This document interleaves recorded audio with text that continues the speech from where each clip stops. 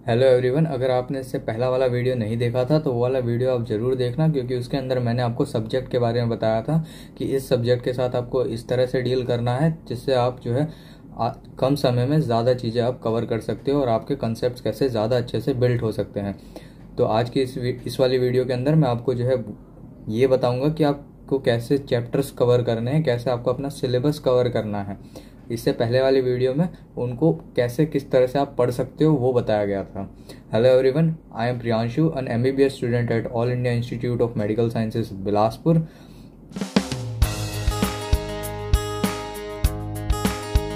तो अब इस वाली वीडियो में मैं आपको ये बताने वाला हूँ अब कि कैसे आप अपना सिलेबस को कंप्लीट कर सकते हो। तो सिलेबस को कंप्लीट करने का बहुत आसान तरीका होता है। अगर आप जो है पीडब्ल्यू से कोचिंग कर रहे हो तो बहुत अच्छी बात है, ये वीडियो आपके काफ़ी काम आ सकती है। लेकिन अगर आप ऑफलाइन इंस्टीट्यूट में कोचिंग कर रहे हो तो आप जो है उसका ही स्केड्यूल फॉलो करो जो ऑफलाइन इंस्टीट्यूट में चल रहा है। ऑफलाइन के अंदर जो है अभी तक शायद से सिलेबस कंप्लीट नहीं हुआ होगा, उनका सिलेबस जैसे जिस अकॉर्डिंग से चल रहा है उसको आप फॉलो करो, क्योंकि वो आपके लिए अभी बेस्ट चल रहा है। बैकलॉग्स पे इतना ध्यान मत देना, क्योंकि बैकलॉग को मैं आपको क्लियर करने का तरीका बताऊं तो आप उन्हें इस तरह से भी क्लियर कर सकते हो कि हर हफ्ते तो जो है किसी कोचिंग के अंदर पेपर नहीं होता है तो 2 हफ्तों में एक बार होता है। तो जो आपके पास एक संडे रिमेनिंग रहे उसके अंदर आप जो है अपना पुराना चैप्टर्स को कवर कर सकते हो। पुराने चैप्टर से मेरा ये मतलब है कि ऐसा नहीं कि आपको पूरे दिन के अंदर खाली एक ही चैप्टर को कवर करना है। आप जो है वन शॉट लेक्चर देखा करो। उससे वन शॉट से क्या होगा, आपके जो है कंसेप्ट जो है क्लियर हो जाएंगे, आपको थोड़ा सा आइडिया होगा कि चैप्टर के अंदर है क्या। असली के अंदर आपको जो है नोट्स के ऊपर ज़्यादा फोकस करना है, नोट्स ज़्यादा पढ़ना, जिससे आपको जो है सारे कंसेप्ट आपके दिमाग में अच्छे से घुसे, आपको चीज़ें समझ आए। क्योंकि आपके नोट्स के अंदर ही जो है जो भी आपको टीचर पढ़ाता है उसको इसी तरह से अपने नोट्स को बनवाता है। वो हर जो कॉन्सेप्ट आएगा उसके बाद उसका एक क्वेश्चन रहता है, तो नोट्स को पढ़ोगे तो वो क्वेश्चंस पे आप ज़्यादा फोकस करना, क्योंकि वही सेम के सेम क्वेश्चंस आपके कभी कभी टेस्ट के अंदर आ जाते हैं या फिर आपको नीट के अंदर भी वो देखने को मिल जाएंगे। और फिर बाद में अगर आप जो है ऑनलाइन पढ़ रहे हो तो उसके लिए मैं आपको बताता हूँ। आपको जो है स्केड्यूल बना लेना है पेपर के अंदर पूरा, कि ये चैप्टर ये होते हैं, ये वाले चैप्टर, मतलब कि जैसे आप फिजिक्स के कोई भी 2 चैप्टर ले सकते हो, केमिस्ट्री के 2 ले सकते हो और बायो के 2 ले सकते हो। आपको कोशिश करनी है कि ये जो है 6 चैप्टर हो गए टोटल, तो ये 6 चैप्टर आपको जो है कम से कम 4 डेज़ के अंदर कवर करने हैं।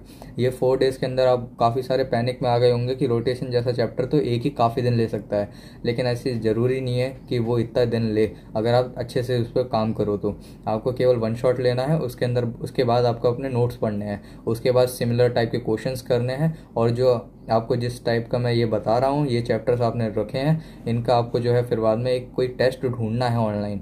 अगर आपको टेस्ट नहीं मिलता है तो मेरे को आप ये चीज़ कमेंट सेक्शन के अंदर बता सकते हो। मैं डेफिनेटली अपने टेलीग्राम चैनल के अंदर कोशिश करूँगा ढूंढ के उधर अपलोड कर दूँ। तो टेलीग्राम चैनल पे भी आप मेरे को सब्सक्राइब कर सकते हो, उसका लिंक मैं आपको डिस्क्रिप्शन में दे दूँगा।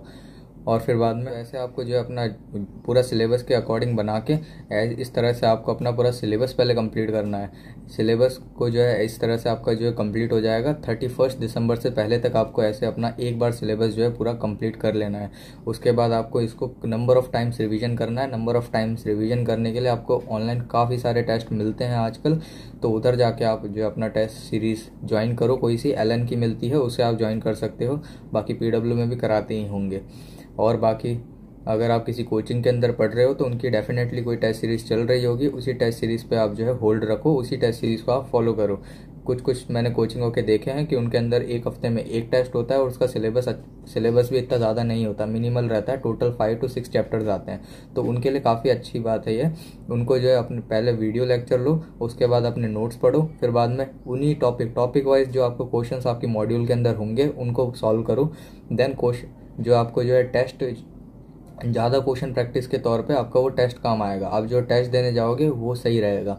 फिर टेस्ट को आप अच्छे से एनालाइज करना, जो भी नए कंसेप्ट्स आपको सीखने को मिले वो आप नोट डाउन करना, और फिर बाद में अपनी गलतियों पर बात करूँगा शॉर्ट नोट्स के बारे में। काफ़ी सारे लोग मेरे से पूछते हैं कि अपने शॉर्ट नोट्स को जो है हमको दिखाओ, उससे थोड़ा रेफरेंस मिलता है। लेकिन शॉर्ट नोट्स को मैं इतनी प्रेफरेंस इसलिए नहीं देता था क्योंकि जो है उसके अंदर कभी कभी ऐसे भी कॉन्सेप्ट्स मेरे छूट जाते थे जो मेरे को आते थे, लेकिन वो जो है मैंने उन्हें देखा नहीं था काफ़ी लंबे समय से, इसलिए वो मेरे दिमाग से जो है डिलीट हो चुके थे। मैं आपको यही बोलूँगा कि आप जो अपने लॉन्ग नोट्स है, लॉन्ग नोट्स को ही इतनी बार पढ़ो, काफ़ी ऐसे अगर आपने 2-3 बार अच्छे से पढ़ लिया उन्हें, तो वो आपको ऐसे लगेंगे कि ये दिमाग में सेट हो चुके हैं। तो उन्हें वो ऐसे आप जो टॉपिक्स आपको आते हैं, जो आपको लगता है कि ये मेरा काफ़ी स्ट्रांग है, उसको आप स्किप कर सकते हो नोट्स के अंदर ही। लेकिन क्या है कि अगर नोट्स आप पढ़ोगे तो आपको गलती से भी वो चीज़ दिखती है, आप उसके बारे में थोड़ा देख सकते हो। उससे ये रहेगा कि जो आपका स्ट्रॉन्ग टॉपिक है वो भी आप जो है रिवाइज कर सकते हो। जिससे अगर आप सिर्फ शॉर्ट नोट्स पे डिपेंड हो जाओगे, क्योंकि फिर बाद में वो सारी चीज़ें आपकी स्किप आउट हो जाती है। इसलिए जो है शॉर्ट नोट्स को इतनी प्रेफरेंस मत देना अभी से। आप जो है लॉन्ग नोट्स को पढ़ो, अपने पूरे डिटेल्ड नोट्स जो आपने बनाए होंगे कोचिंग के द्वारा उसको आप पढ़ा करो। और फिर बाद में उसी को ही जो आप अपना मेन फोकस उस पर ही रखो अभी, और फिर बाद में उससे रिलेटेड क्वेश्चन किया करो, प्रीवियस ईयर क्वेश्चन किया करो। वैसे भी आजकल जो है काफ़ी सारे बोलते हैं कि न्यूमेरिकल्स पे ज़्यादा फोकस करें या फिर थ्योरी पे। तो जो है नीट का पेपर आपने देखा होगा कई सालों से जो है थ्योरेटिकल बेस हो रहा है, तो जो है इसलिए थ्योरी पे अच्छे से कमांड रखा करो। काफ़ी लोग पहले जो है न्यूमेरिकल के क्वेश्चन प्रैक्टिस कर लेते थे काफ़ी सारे, लेकिन इस बार उनका जो है ये चीज़ काम नहीं आई, क्योंकि 50% से ज़्यादा पेपर फिजिक्स का और केमिस्ट्री का दोनों का ही, फिजिक्स का तो 50% से ज़्यादा जो है थ्योरी बेस्ड आया था, और केमिस्ट्री तो ऑलमोस्ट थ्योरी बेस्ड थे। फिजिकल के भी इतने जो है न्यूमेरिकल। अगर फिर भी अगर आपको मेरे शॉर्ट नोट्स देखने हैं तो मैंने जो है शॉर्ट नोट्स के नाम पर कुछ नहीं किया है, खाली जो है फॉर्मूला शीट्स बनाई है। अगर आपको वो चाहिए तो वो मैं अपने टेलीग्राम चैनल के ऊपर डाल दूंगा, वहाँ से आप उसे चेक कर सकते हो। टेलीग्राम चैनल का लिंक आपको डिस्क्रिप्शन में मिलेगा। फिर इसके बाद अगला टॉपिक है फ्रेंड सर्कल। फ्रेंड सर्कल के ऊपर मैं इसलिए बात करूंगा क्योंकि आपके आसपास के लोग कैसे हैं उसके ऊपर भी आपकी नीट की प्रिपरेशन आने वाली बहुत ज़्यादा डिपेंड करती है। अगर आपके आसपास जो है पढ़ने वाले बच्चे हैं, जैसे कि मेरे पास थे उस टाइम पर, तो आपके लिए बहुत अच्छा बेनिफिट है, उनका फ़ायदा उठा सकते हो आप। मतलब कि आप सब पूरा सर्कल मिलके पढ़ेगा तो पूरा सर्कल सेलेक्ट हो सकता है। जैसे कि मेरे केस के अंदर भी मेरा पूरा सर्कल आज एक गवर्नमेंट मेडिकल कॉलेज की सीट उन्हें अलॉट हो चुकी है। सब खुशी खुशी कॉलेज जाने वाले हैं। 4-5 फ्रेंड थे मेरे सर्कल के अंदर, हम सबका अच्छे से हुआ, क्योंकि जो भी टेस्ट होता था उसको हम आके सब डिस्कस करते थे, और जो भी जिसको जो टॉपिक नहीं आता था वो उसको समझा देता था। तो ये काफ़ी अच्छी स्ट्रेटजी होती है। अगर आपको जो है ऐसा फ्रेंड सर्कल मिलता है तो वो बहुत अच्छी होती है। लेकिन अगर फिर भी नहीं मिलता तो आप ऐसे दोस्तों से तो कम से कम थोड़े दिनों के लिए दूर ही रहना, जो आपको डिमोटिवेट करते हो या फिर काफ़ी नेगेटिव बातें करते हो कि तेरा सिलेक्शन तो हो ही नहीं सकता, अभी काफ़ी कम टाइम बचा हुआ है, तो इतने कम टाइम में अपना सिलेबस कैसे कंप्लीट करेगा, ये सब। इसके बाद मैं बात करूंगा सेल्फ मोटिवेशन के ऊपर। मैं आपको कितना भी ज्ञान क्यों ना दे दूं, आप जो है वो 2 से 3 दिन के अलावा उससे ज़्यादा आप पे काम नहीं करने वाला। तो आप जो है एक सेल्फ मोटिवेशन का तरीका ढूंढो। जैसा कि मेरा सेल्फ मोटिवेशन का तरीका थोड़ा अलग था। मैं सोचता था कि अगर नीट क्लियर हो जाएगी उसके बाद जो है मैं अपना एक YouTube चैनल खोल पाऊंगा, जो कि मैं खोल रखा है, और जो है उसके बाद मेरे को काफ़ी दिनों की छुट्टियां भी देखने को मिलेगी। तो नीट क्लियर होने के बाद मेरे दोस्त आपको काफ़ी ज़्यादा दिन की छुट्टियां देखने को मिलती है। मैं 4 से 5 महीने तक, अभी भी मैं घर पर ही हूँ, अभी तक हमारे को कॉलेज बुलाया नहीं है, तो बहुत दिनों से मैंने इन्जॉय किया है। काफ़ी जगह मैं गया हूँ घूमने, और काफ़ी ज़्यादा मैंने सेलिब्रेट भी किया है। तो ये काफ़ी अच्छी अपॉर्चुनिटी आपको मिलेगी, काफ़ी दिनों का आपको गैप मिलेगा। इतना ज़्यादा आपने आज तक ज़िंदगी में आपको आई गेस बड़े होने के बाद या फिर जो है टीनेज से निकलने के बाद इतना ज़्यादा आपको गैप नहीं मिला होगा, वो आपको इसके बाद। तो आप जो है ऐसा अपना भी कोई जो सेल्फ मोटिवेशन का कोई टॉपिक बना सकते हो, जैसे कि आप अपने घर वालों के लिए पढ़ सकते हो, या फिर जो है मेरी तरह छुट्टियों के लिए पढ़ सकते हो, अपने घर वालों के लिए पढ़ सकते हो, या फिर अगर आपका कोई फेवरेट पर्सन होगा उसके लिए पढ़ सकते हो। और तो मैं क्या बताऊँ समझ गए होंगे काफ़ी लोग। उस हिसाब से आप अपना जो है मैनेज कर सकते हो सेल्फ मोटिवेशन को। लेकिन जो है सेल्फ मोटिवेशन ही काम आएगा आपके एंड तक। मेरे 2 ज्ञान देने से आप जो है कभी भी मोटिवेट नहीं हो सकते हो। अगर ऐसा हो रहा होता तो आज के दिन में काफ़ी ज़्यादा जो है कंपटीशन और भी ज़्यादा बढ़ चुका होता है। इस साल 2024 के अंदर तो पेपर इजी भी था काफ़ी, इसलिए जो है इतना। अब जो है वीडियो ख़त्म होने का टाइम आ गया है, तो मैं सबसे पहले अपने पॉइंट्स रिकॉल कर लेता हूँ, जो जो मैंने आपको इस वीडियो के अंदर और इससे पहले वाली वीडियो के अंदर मैंने आपको बताए थे। उसके अंदर मैं पहले वाली वीडियो में मैंने आपको ये बताया था कि फिजिक्स के साथ कैसे डील करना है, क्या क्या टॉपिक के ऊपर आपको ज़्यादा फोकस करना है, क्या क्या टॉपिक्स के ऊपर आपको कम करना है।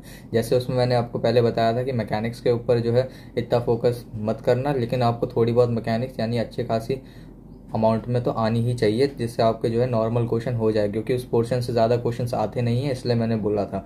काफ़ी टॉपिक्स मैंने हाईलाइट भी किए थे उधर जो काफ़ी ज़्यादा इंपॉर्टेंट होते हैं, जैसे modern physics, current electricity, MEC, semiconductors, and उसके बाद फिर EMI भी, क्योंकि उससे भी 3 क्वेश्चंस तक आते हैं। फ्लूइड मैकेनिक्स भी हाईलाइट थी, हीट भी हाईलाइट थी, थर्मोडायनेमिक्स भी हाईलाइट थी, रोटेशन भी हाईलाइट था उसके अंदर। बाकी 1D 2D और वर्क पावर एनर्जी और सर्कुलर इतना हाईलाइट नहीं था, क्योंकि उससे ज़्यादा क्वेश्चन हमारे को देखने को नहीं मिलते हैं नीट के अंदर।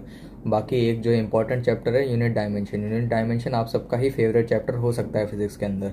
खुशकिस्मत की ये बात है कि इससे जो है कम से कम 2 से 3 क्वेश्चन हर साल नीट में आते हैं। उसके बाद फिर बाद में हमने केमिस्ट्री की बात करी थी। केमिस्ट्री में इनऑर्गेनिक वाला पोर्शन था। काफ़ी बच्चों ने मेरे से कमेंट्स में पूछा था कि, और मेरे को डीएम किया था पर्सनली, कि जो है हमारे को एनसीईआरटी किस तरह से पढ़नी है। तो ऑर्गेनिक के इनऑर्गेनिक की तो आपको जो है, आप ऐसा नहीं कि आपको एकदम अच्छे से पढ़नी है, पूरे एकदम अच्छे से लाइन टू लाइन आप रगड़ रहे हो। ये चीज़ लाइन टू लाइन आपको ऑर्गेनिक के अंदर नहीं करनी है, क्योंकि उसके अंदर काफ़ी ज़्यादा चीज़ें एक्स्ट्रा होती है। आई पैक से स्टार्ट होता है वो। आई पैक जो आपको इतना काम नहीं आएगा, क्योंकि उससे इतने क्वेश्चंस नहीं आते हैं। लेकिन फिर भी मैंने आपको बताया था उस टाइम कि बेसिक आना चाहिए कि इस स्ट्रक्चर को ये नाम देते हैं हम। और फिर बाद में इनऑर्गेनिक के लेकिन आपको एनसीईआरटी लाइन टू लाइन पढ़नी पड़ेगी। और जैसे कि मैं अपनी बात बताऊं तो मैंने जो है इनऑर्गेनिक एनसीईआरटी नहीं पढ़ी थी, लेकिन फिर भी आप जो है रिस्क मतलब मेरी तरह मेरे पास कम टाइम था, तो आपके पास भी अभी फ़िलहाल कम टाइम है, तो आप छोड़ सकते हो उसे।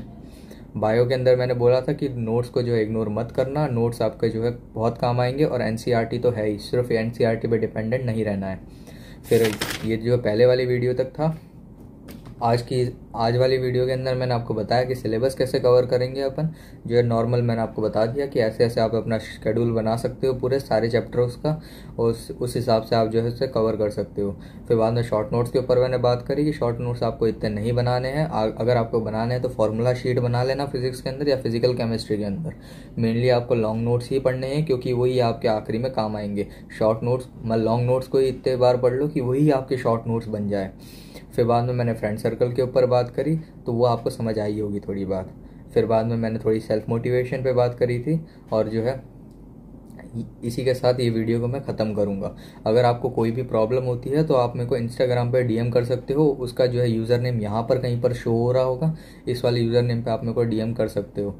बाकी टेलीग्राम चैनल का लिंक मैंने डिस्क्रिप्शन में दे रखा है, उधर से आप ज्वाइन कर सकते हो। वहाँ पे मैं अपने जो है शॉर्ट नोट्स जो मैंने यूज़ किए थे या फिर जो मैंने बनाए थे, और ऑर्गेनिक के अंदर काफ़ी सारी नेम्ड रिएक्शंस जो मैंने अलग से लिख रखी हैं वो मैं जो अपलोड करूँगा, और इम्पॉर्टेंट रिएक्शंस। तो टेलीग्राम चैनल को ज़रूर ज्वाइन कर लेना, उसके अंदर काफ़ी सारी चीज़ें आने वाली है, और ये सब चीज़ें जो है फ्री ऑफ कॉस्ट। आपको काफ़ी सारे पॉइंट्स का इस वीडियो से जो है आंसर मिल चुका होगा। अगर काफ़ी अभी भी आपके अंदर क्वेश्चंस हैं, आपको काफ़ी चीज़ें समझ नहीं आई हैं, तो उसको आप कमेंट्स में पूछ सकते हो, या फिर आप मेरे को इंस्टाग्राम पे डीएम के अंदर पूछ सकते हो। मैंने काफ़ी सारे बच्चों को अभी तक सॉल्यूशन दिए हैं। तो thank you so much for watching this video. हल्की सी भी हेल्पफुल लगी हो तो इस वीडियो को लाइक करते हुए जाना, और ऐसी और वीडियोस के लिए इस चैनल को सब्सक्राइब कर लो। मैं मिलता हूँ आप सभी को किसी और वीडियो के अंदर। So thank you so much for watching. Bye bye.